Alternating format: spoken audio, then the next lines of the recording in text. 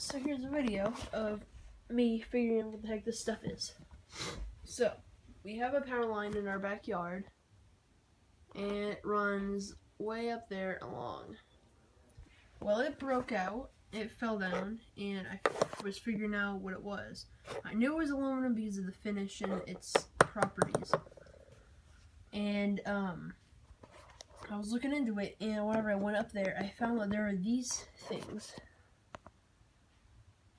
See if I can focus on it. Now, there's a lot of scoring, like left and right, diagonally, from bottom to left, from bottom to right, kind of little X's. And I don't think it's from heat. I almost think something was trying to get into it or something like that because there's holes. And I don't think it's from heat. I don't know. So it's an aluminum body because whenever I hit it with my hatchet, it'll dent it. Can't see it. That's how I got into it, see. Now steel really wouldn't do that because that's steel, but it would have reacted differently. And of course how it looks and how light it is, super light. So if you look, there's a copper core, and that's oxidizing. As you can tell by all that crystalline structure. Also, you can see how thin the layer of aluminum is, super thin. Just insulate it. But if I can use my sort of macro phone, where is it? There it is. So you can see the copper in the center. So I was looking at it. Here, I got another piece. But there is most definitely a copper center. So I was sitting over here I was hitting out all that dust on the inside. And I can tell that it's copper oxide, because of this little piece right here. It's green, so that's copper oxide.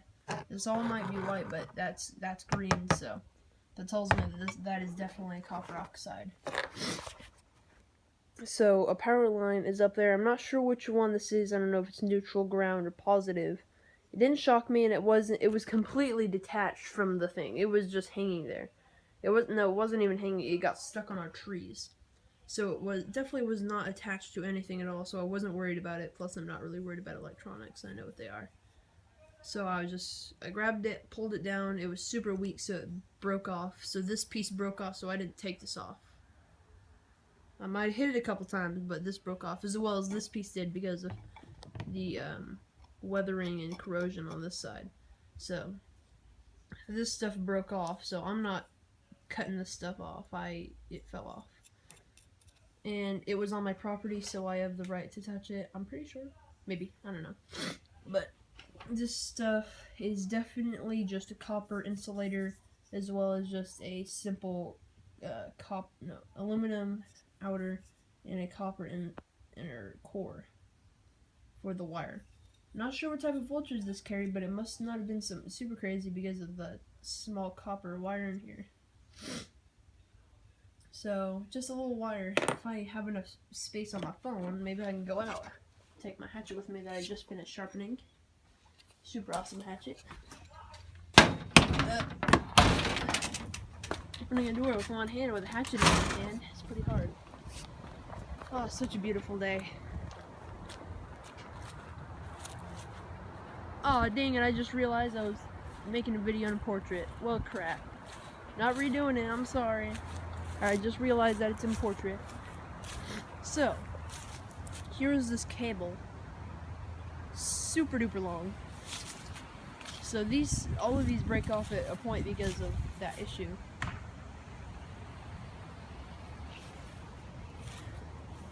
This one goes all the way to there. And like I said, if I hit it, it leaves a big old divot, so it's definitely aluminum. Now, whenever I first found it, trying to get it to where it'll focus, it was stuck up there. It was stuck in our tree.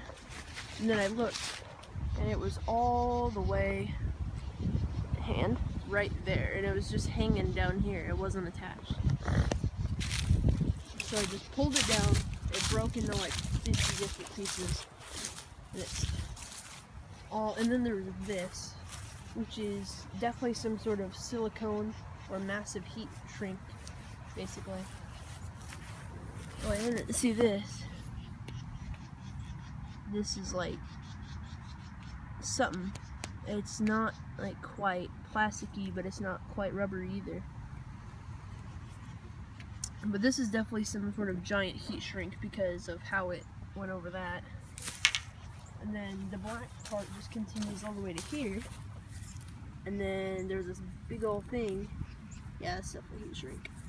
And then it goes to here and then has that weird insulator on the end, and then just keeps going to aluminum. And this is the end. That's where I found it, and it has broken off. I hate whenever I can't focus. There it goes. So this definitely broke off from stress or something like that. So now I have a giant aluminum cable in my backyard, and if the people that my mom called to come and pick it up, I'm using it for foundry fuel, a little bit of aluminum, scrap aluminum, so I can cook up my own alloys. And I know that it's got to be pure, so if they're not going to pick it up, I can take the copper and the aluminum out of it and salvage all the stuff on the insides.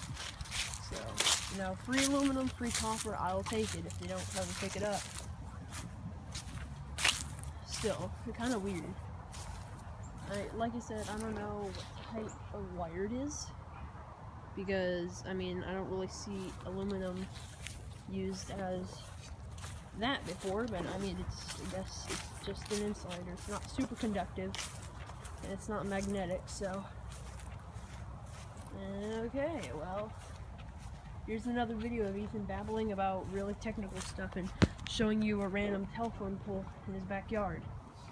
I guess I'll make updates if an alien comes and abducts me from taking down their electrical wire. And I guess this is the end of this adventure. And goodbye.